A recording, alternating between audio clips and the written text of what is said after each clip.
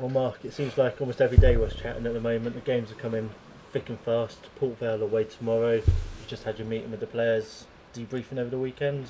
How was that? Yeah, we do it. Obviously after every game we try and debrief it, see what we did good, see what we did bad, where we can be better. So, and then obviously it's, all the focus is on Port Vale tomorrow, back on the road, and difficult game. There are obviously some frustrations from Saturday despite the 3 points. How do you combat that moving forward to try and get around those teams that are coming to play for a point essentially? Yeah, it's constantly like analysing and trying to work that on the pitch to make sure that we're trying to unlock those teams that try and block us out. So it's constant work and analysing the opposition. What positives do you take from the weekend now you've had a little bit of time to reflect on it? 3 points. Anything else? We stood strong against an aerial barrage. We stood strong. We didn't play scintillating, but sometimes you can only do what the opposition allow you to do. But no, it's 3 points, another clean sheet, and we're up and running.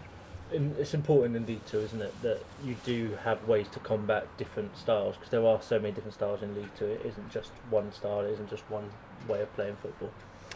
Of course, yeah, but it's more important that we get our game right. Mm-hmm. So if we do that, then that nullifies a lot of what the opposition do. So we have to concentrate first and foremost on us, making sure we're better and we have more of an attacking threat.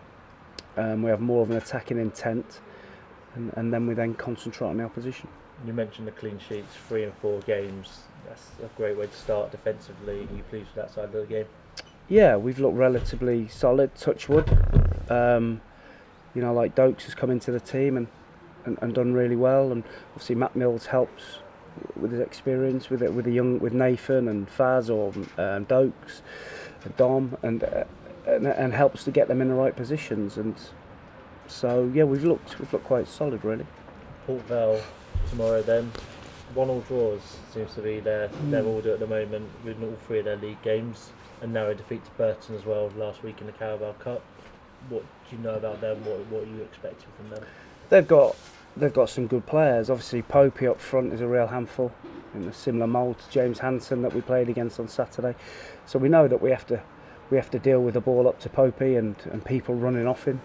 They have couple of exciting wide players that can get crosses in the box. So we have to make sure that we're structurally right. We take the ball off them and we don't give them too many chances to put the ball in our box. Saturday, Tuesday games. Last week, this week, next week. Wednesday next week. You're right. Looking at those, how does the squad and the importance of that squad come in this little batch of this period, I suppose? Yeah, it's like trying to manage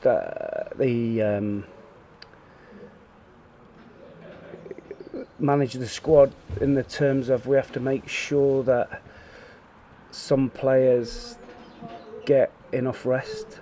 And when it's Saturday, Tuesday, Saturday, Wednesday, it's just maintaining really the fitness. And it's more analytical, and it's standing people in positions on the pitch rather than doing lots of legwork. So it's important that we recognise, certainly as a sports science department and the physio department, recognise who we need to rest and who we can keep playing. On that front then, as a final question, injury-wise, any update on Faz or Liam Shepherd at this stage? Faz is back in. He's allowed back in with a protocol of concussion now, which is a big topic at the moment. So he's had the required time. He's passed the required tests.